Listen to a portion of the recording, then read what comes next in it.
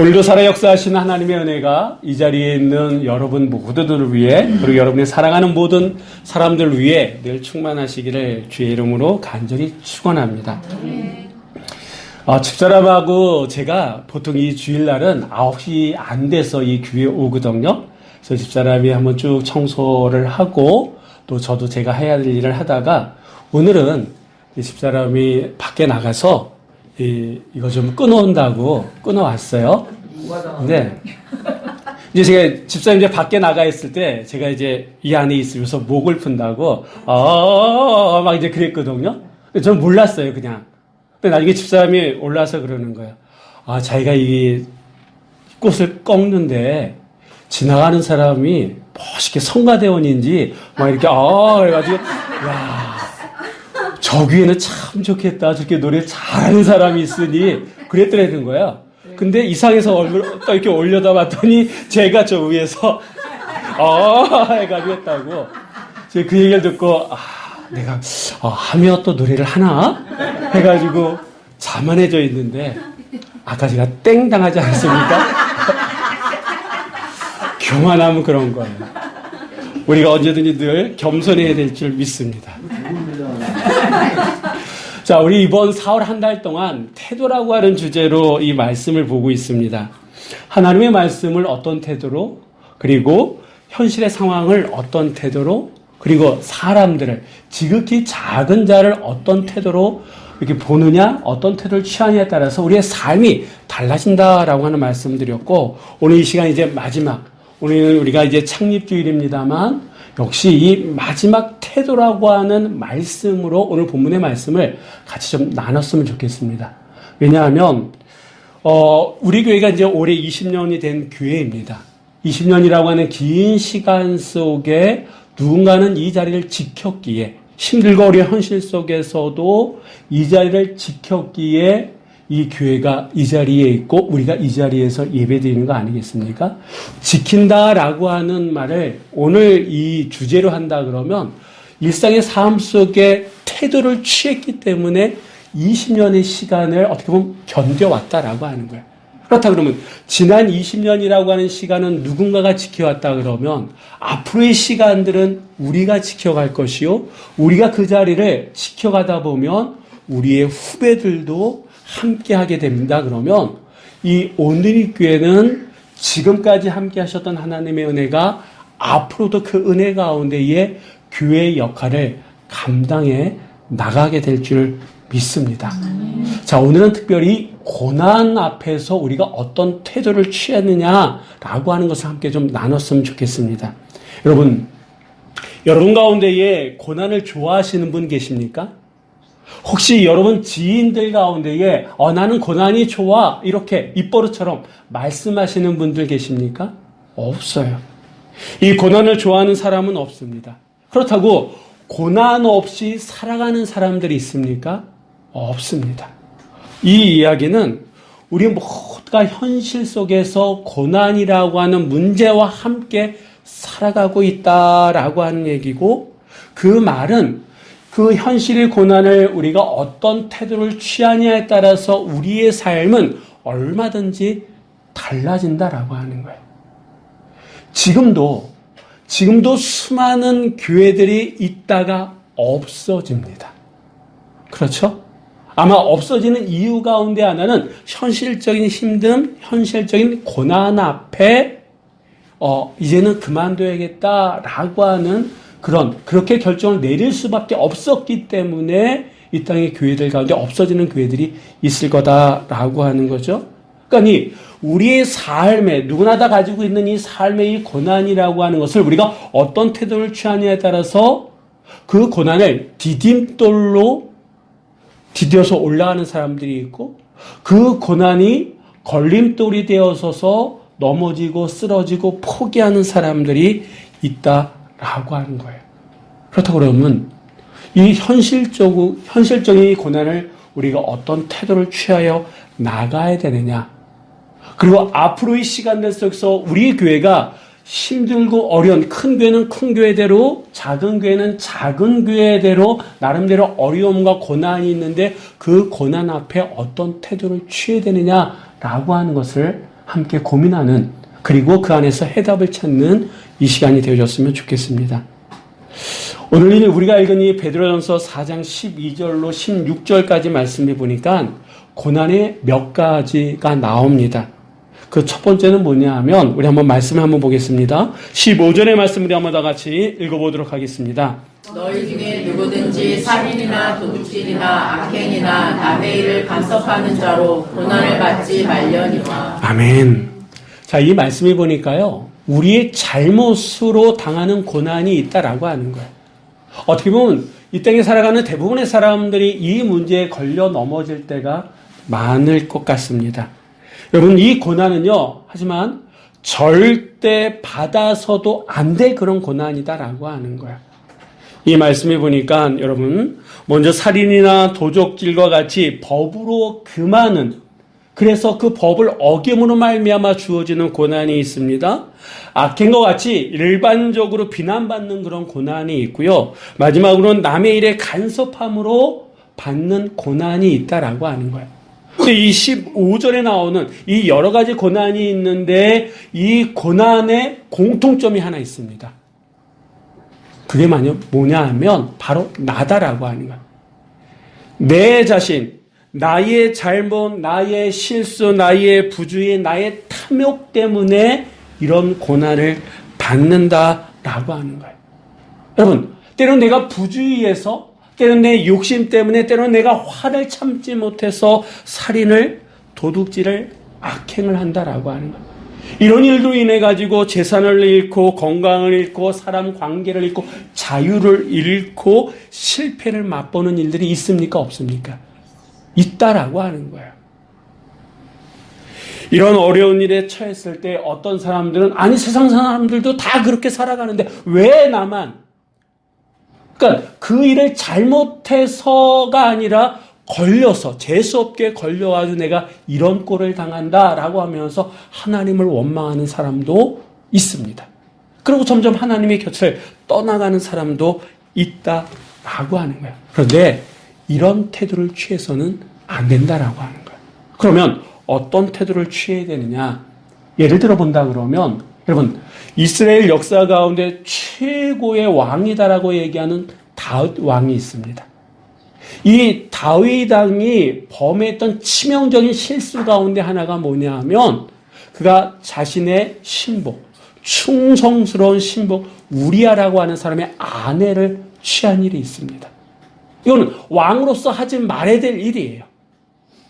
그 일로 말미암아 그는 이 밧세바 사이에서 태어난 아이가 어떻게 보면 태어나자마자 죽게 됩니다. 그리고 그것은 개인적인 어려움뿐만 아니라 국가적으로도 어려움을 겪게 됩니다. 이때 이 다윗이 왕이니까, 왕이면 이 정도쯤이야 뭐 하나님께서 눈 감아줄 수 있는 거 아니야? 라고 생각할 수도 있을지 모릅니다. 여러분, 왜 뭐 다른 왕들도, 다른 이방의 주변의 왕들도 이런 일을 하는데 왜 나에게 이런 어려움이 있어? 라고. 아니면 될 대로 되라는 식으로 포기할 수도 있었고, 심지어는 스스로 목숨을 끊음으로 말미암아 이런저런 사람들에게 들려지는 그런 얘기를 스스로 차단할 법도 했는데 다윗은 그러지 않았다라고 하는 거예요. 어떻게 했습니까? 우리 한번 시편 51편 1절로 2절의 말씀 우리 한번 다 같이 읽어보도록 하겠습니다. 하나님이여 주의 인자를 따라 내게 은혜를 베푸시며 주의 많은 긍휼을 따라 내 죄악을 지워주소서. 나의 죄악을 맑게 씻으시며 나의 죄를 깨끗이 제하소서. 아멘. 여러분, 이 시편 51편에 나오는 이 고백을 우리는 뭐라고 얘기합니까? 회개다라고 얘기합니다. 왕이니까 자존심 상해서 스스로 목숨을 끊거나 포기하거나 그러지 아니하고, 그는 자기의 잘못이 지적되어졌을 때 그는 즉각적으로 하나님 앞에 회개하기 시작합니다. 여러분, 회개라고 하는 게 뭡니까? 의지적으로 자신의 잘못을 깨닫는 거예요.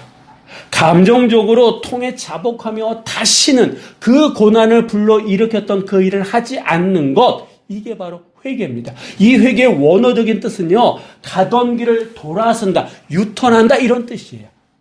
다시 거기를 쳐다보지도 않는다. 이게 바로 회개의 원어적인 뜻입니다. 여러분, 우리는 연약하기 때문에 같은 실수를 반복할 경우가 많이 있어요. 분명히 하지 말아야 될 일, 가지 말아야 될 것, 먹지 말아야 되는 거 압니다. 그런데 어떻게 하다 보니까 계속해서 가게 되고 하게 되고 먹게 되고 마시는 그런 일들을 반복한다라고 하는 거예요. 그래서 이 다윗은 이 시편 51편에 뭐라고 얘기합니까? 자신의 연약함을 인정하면서 하나님의 은혜를 간구하고 있다라고 하는 거예요. 더더욱 하나님의 은혜를, 하나님을 의지하려고 하는 모습이 있다라고 하는 거예요. 내 결심, 내 마음으로 그것을 그만두겠다라고 하는 것은 어떻게 보면 교만입니다. 우리가 수없이 그런 거 반복하지 않습니까? 그래서 여러분, 그럴 때일수록 하나님의 은혜를 간구하는 거예요. 하나님을 붙드는 거다, 의지하는 거다라고 하는 거예요. 우리가 결코 하지 말아야 되지만 혹 나의 실수와 때로는 내 어떤 욕심과 이런 일로 정말 다른 사람에게 비난받을 그런 일들을 했을 경우에 우리는 어떻게 해야 되느냐? 회개해야 된다라고 하는 거예요. 그리고 하나님의 은혜 가운데에 그 일을 돌아보지 않을 수 있다. 다시는 그 일을 반복하지 않을 수 있도록 결단의 모습이 우리 안에 있어야 된다라고 하는 거예요. 자, 이런 고난이 있고 또 어떤 고난이 있느냐? 우리 한번 12절 말씀 우리 한번 다 같이 읽어보도록 하겠습니다. 사랑하는 자들아, 너희를 연단하려고 오는 불시험을 이상히 여기지 말고. 아멘. 자, 여기서부터는 약간 앞에 나오는 그런 고난과 차원이 약간 다른 그런 고난입니다. 특별히 앞에 나오는 첫 번째 그 고난이라고 하는 것은 내가 잘못해서 당하는 고난이라 그러면 여기서부터는요, 내가 특별하게 어떻게 잘못한 것도 없는데 당하는 고난이다라고 하는 거예요. 특별히 이 12절 말씀해 보니까 이 사도 베드로는요, 금이나 은을 재련하는 과정을 연상시키는 불이라고 하는 단어를 쓰면서 이 고난을 불시험이다라고 표현하고 있습니다. 성경에 나오는 인물들 가운데에는요, 요셉이나 욥이 이 고난을 받았었고, 그리고 이 베드로 사도의 이 편지를 받고 있는 초대교회 교회와 성도들이 이 불시험의 고난 가운데 지금 있습니다. 여러분, 불이라고 하는 이미지가 주는 게 뭡니까? 아주 파괴력이 강하지 않습니까? 무섭지 않습니까? 삶을 흔들어 놓을 정도로 아주 강력하다라고 하는 거예요. 이게 불시험이다라고 하는 겁니다.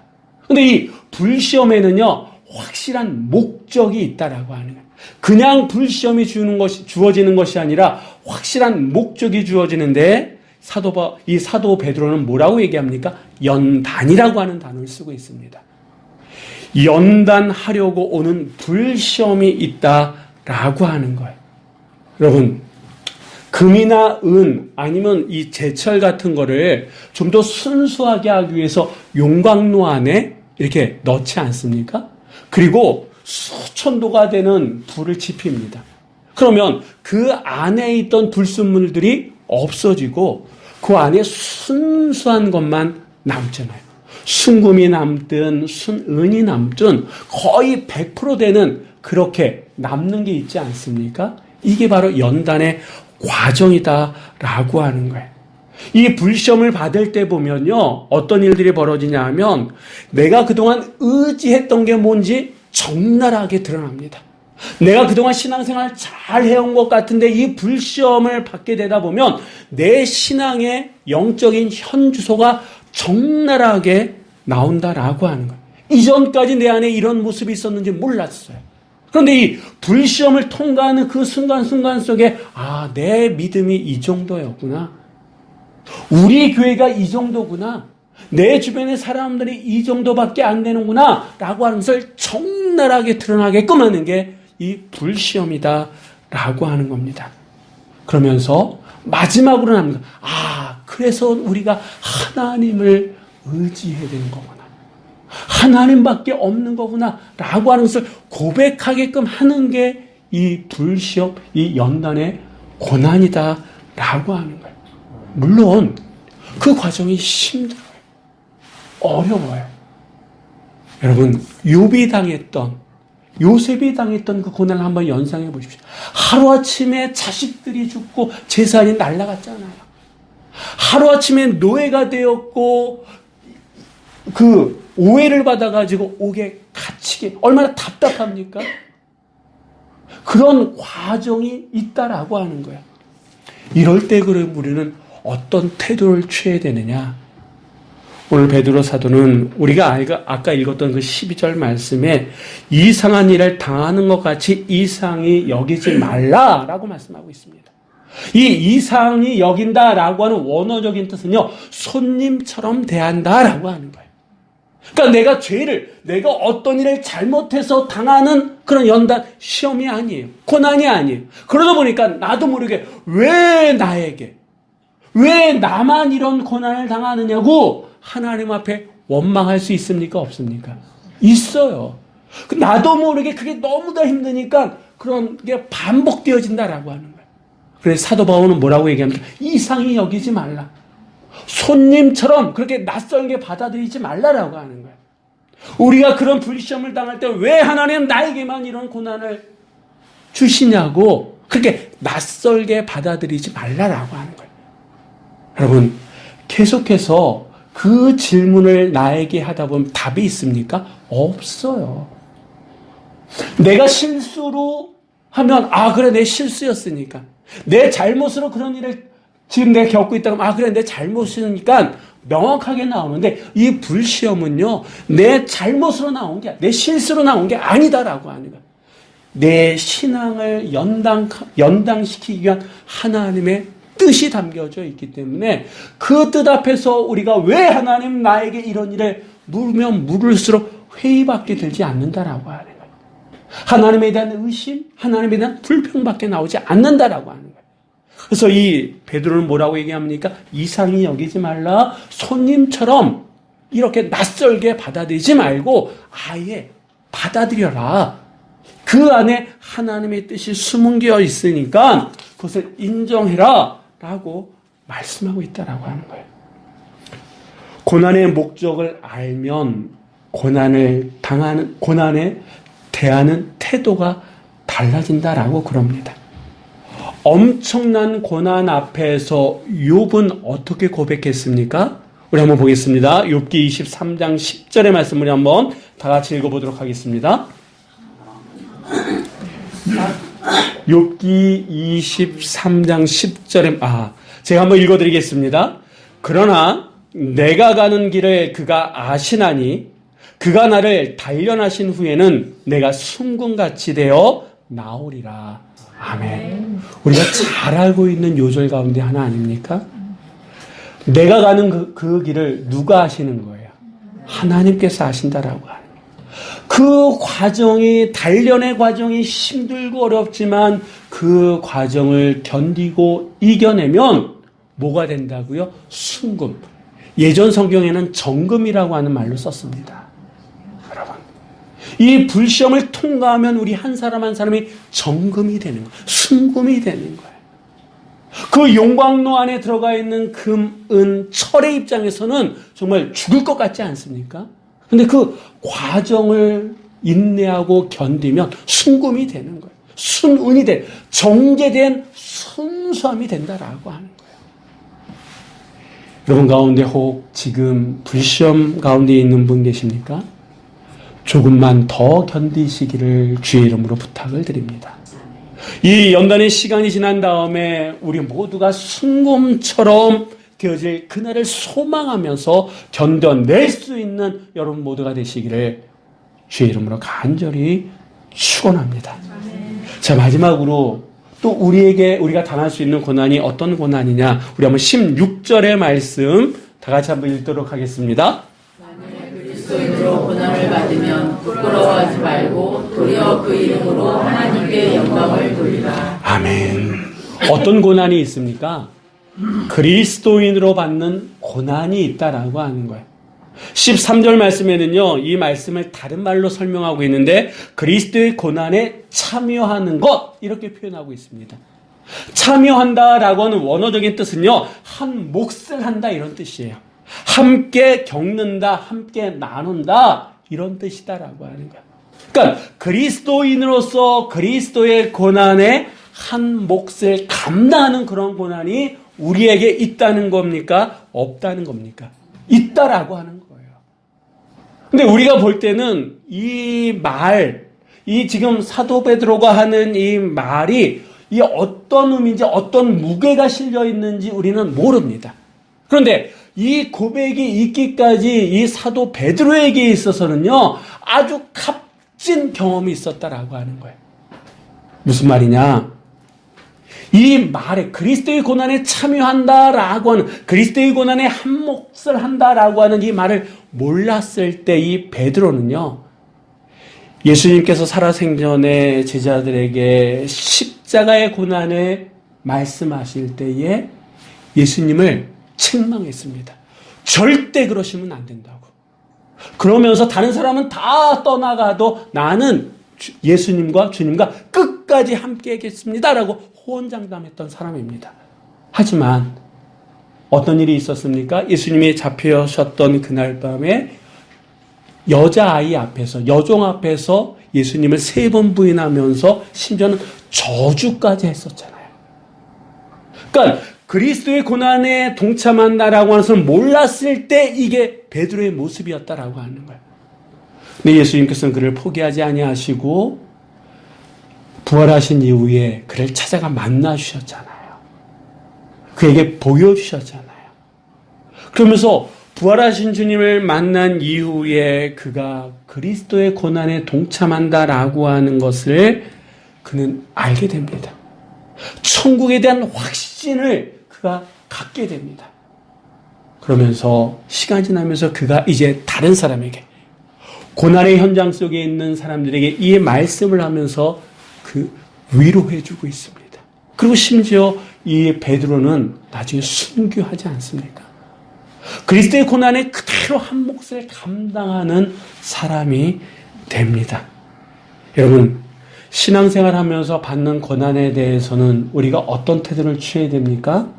우리가 16절에 읽었었던 이 말씀처럼 부끄러워하지 않는 거다라고 하는 거예요. 더 적극적으로는요, 오늘 말씀의 제목처럼 즐거워하는 거예요. 왜 즐거워해야 되느냐? 그것이 하나님께 영광 돌리는 일 가운데 하나이기 때문에 그렇습니다. 그리스도의 고난에 동참하면서 예수님의 심정이 어떠했는지, 그 십자가상에서 당신을 못 박으라고 외치는 사람들 바라봤던 그 예수님의 심정이 어떠했는지 알 수 있을까요? 없을까요? 알 수 있게 된다라고 하는 거예요. 그런 일을 통해 가지고 그리스도의 고난에 동참하면서 주님과 깊은 교제를 나눌 수 있다라고 하는 거예요. 14절에 보니까 그게 복 있는 자의 모습이라고 얘기하고 하나님의 영, 성령의 특별한 임재를 체험하는 일이기 때문에 우리가 부끄러워하지도 말고 오히려 한 걸음 더 나아가서 즐거워해야 된다라고 베드로 사도는 우리들에게 말씀해주고 있습니다. 여러분, 우리 교회가 20년이라고 하는 시간을 보내기까지 힘든 게 없었을까요? 저 이전에 목회자들에게 힘든 게 없었을까요? 아니, 이 자리를 지금 지키고 있는 여러분, 20년이라고 하는 이 교회 역사의 큰 부분을 함께하고 있는 여러분에게는 그 지난 20년, 지난 시간들 속에 힘듦이 없었습니까? 있었잖아요. 그 힘든 가운데는 나의 실수로 인해서 겪었던 그런 힘듦도 있었고, 이 불시험이라고 하는 그런 과정도 있었고, 그리고 내가 신앙생활을 하지 않으면 겪지 않아도 되는 그런 힘듦도 있었잖아요. 어떻게 보면 이 온누리 교회가 아니라 다른 교회 다녔다 그러면, 다른 교회에 있었다 그러면 그 어려움 겪지 않을 수도 있었는데, 이 온누리 교회에 함께함으로 말미암아 개인적으로 겪게 되는 개인적인 힘듦도 솔직히 우리끼리니까 있지 않습니까? 있었다라고 하는 거예요. 그런데 하나님께서 뭐라고 말씀하십니까? 신앙생활하면서 겪게 되는 그 고난 부끄러워하지 말라라고 말씀하십니다. 오히려 즐거워하라라고 말씀하신다라고 하는 거예요. 당신이 알고 있다라고 하는 거예요. 당신이 보상해 주겠다라고 말씀하고 계시다라고 하는 겁니다. 여러분, 고난을 좋아하는 사람은 없습니다. 그렇다고 무조건 피하면 됩니까? 아니다라고 하는 거예요. 우리는 그리스도를 쫓는 그리스도인들이다라고 하는 거예요. 그 얘기는 주님께서 가셨던 그 길을 걸어가야 될, 그게 우리의 길, 제 길이다라고 하는 거예요. 예수님께서 가셨던 그 길을 뒤쫓아갈 때에 때로는 내 실수로 인해서, 내 욕심으로 인해서 하지 말아야 될 일을 할 수도 있습니다. 그런 일로 말미암아 주어지는 고난은요, 빨리 즉각적으로 회개하면 돼요. 하나님의 은혜 가운데에 내가 책임져야 될 부분들은 책임져 가면서 그 시간을 견딜 수 있다라고 하는 거예요. 근데 신앙생활 하다 보면 불시험이라고 하는 내 믿음을 연단하기 위한 그런 과정이 반드시 온다. 한 번도 아니라 여러 번. 파충류들 같은 경우는요, 처음에는 조금 했다가 점점 커나가는 과정 속에서 탈피라고 하는 과정을 겪지 않습니까? 그 탈피라고 하는 과정을 겪으면서 아나콘다라고 하는 뱀은요, 뭐 2m, 3m, 4m 더 커진다라고 하는 거예요. 이 불시험이라고 하는 게 그런 거다라고 하는 거예요. 어렸을 때 신앙에서 유년의 신앙으로, 유년에서 청소년의 신앙으로, 청년에서 장년으로, 그럴 때마다 우리의 신앙이 성숙하기 위해서는 불신앙의 신앙을 겪어나가야 된다라고 하는 거예요. 이전까지는 나에게 다 주세요 했던 사람이 점점 신앙이 성숙해지고 하면서 이제는 내가 주님을 위해서 뭘 해야 됩니까? 뭘 나눠야 됩니까? 성숙한 모습으로 나간다라고 하는 거예요. 그럴 때는 어떻게 됩니까?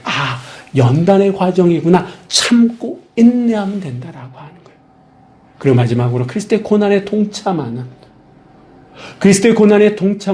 이런 고난이 있을 때에는 부끄러워하지 아니하고 오히려 즐거워하면서 하나님께서 우리에게 주실 그 상급을 소망하면서 인내의 시간을 견뎌 나갈 때에 우리에게 주어지는 확실한 하나님의 응답이 주어지게 됨을 우리는 믿어야 될 줄 믿습니다. 여러분, 지난 20년이라고 하는 시간, 우리들과 함께 우리 이전의 신앙의 선배들이 힘들고 어려운 그 고난을 이런 태도로 이겨냈다 그러면 이제 앞으로의 20년의 시간 우리가 어떤 태도로 현실의 이 고난을 견디냐에 따라서 우리 교회 모습은 달라질 겁니다.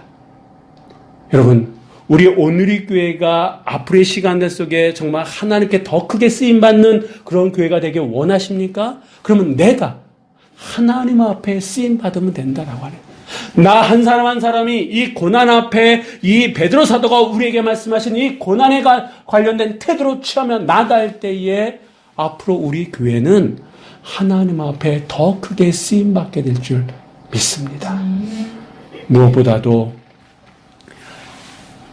하나님의 영원한 승리와 또한 흔들지 않는 믿음을 통해서 하나님이 나의 하나님이요 우리의 하나님이요 우리의 교회를 세우시고 이끄시고 인도하시는 하나님이다라고 하는 그 믿음으로 나아갈 때에 이번 4월 한 달 동안 은혜 베푸셨던 하나님께서는 새로운 달 5월에도 우리와 함께 하실 거고, 지난 20년의 시간을 함께 하셨던 하나님께서는 앞으로의 시간들을 통해서 더더욱 우리와 함께 해주실 줄 믿습니다. 이 은혜가 여러분 삶 가운데에 충만한 한 주간이 되시기를, 또한 새로운 한 달이 되시기를 주의 이름으로 간절히 축원합니다. 기도하시겠습니다.